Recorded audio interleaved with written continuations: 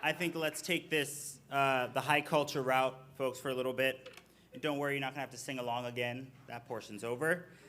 But our next presenter is appearing here for the third year and has truly become a part of the YAF family, so much so that she recently joined the YAF board.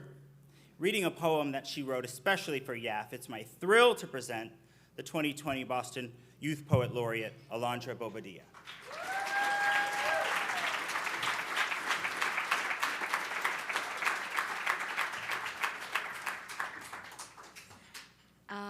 Good evening. I usually never talk before I read because I get so nervous. Y'all don't know this, but I'm shaking so bad. But I just wanted to thank YAF for allowing me to be part of the family, for inviting me back a third time. This is truly one of the things that I look forward to, and I genuinely mean that. And it is an honor to be here to write these pieces for you guys, which is something so special to me.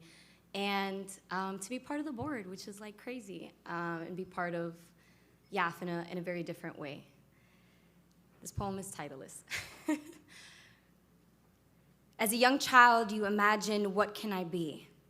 Relentless curiosity, unwavering zeal, vigor to dream, imagining yourself in different roles. You play career like you play house. When I grow up, I am going to be. But some kids find their dreams shot up viciously. You walk into school and it's an echo chamber of all they have heard before. They become the spitting image of danger and social erosion, locked up in cells in their minds before they get thrown in any jails. 12, 14, 18, the record keeps stacking. The minor blow up in childhood could have been a moment for restoration, but the system didn't simply fail them, it branded them defective from the start. From the moment somebody's impulse was to call a cop before a social worker.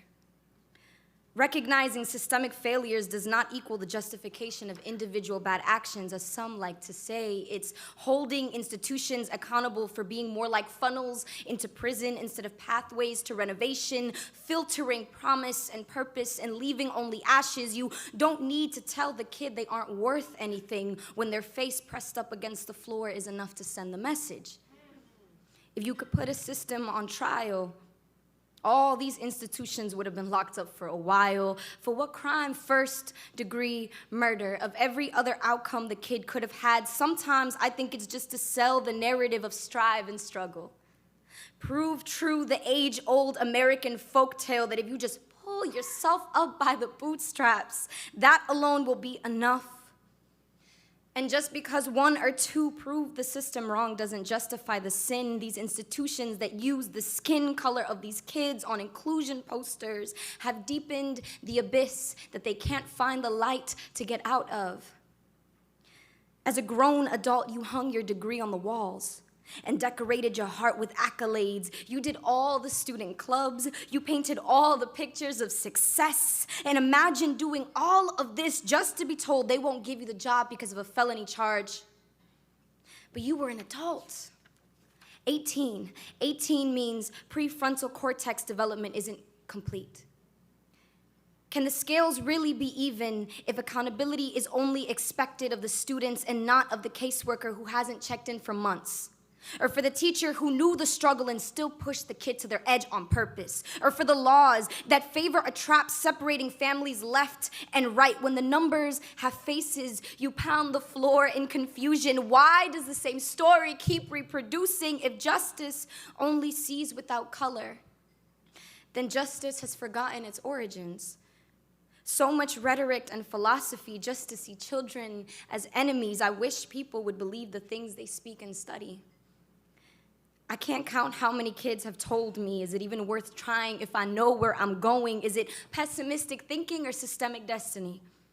You tell me, when kids 7 and 19 all sing the same words, same solemn lament, they bury their dreams before they even take root. So sirens are less of a lullaby, more of an omen, a deterministic result, where Tupac's words echo, I see no changes, and for some reason people still can't find the reason, and talk of systemic oppression still comes off as a conspiracy when we tell these suit and ties that they set the kids on our block up and a fire has started and they won't take the part in the fall. They don't take the part in the fall. When will the fire stop burning? When will the fire stop burning? Thank you.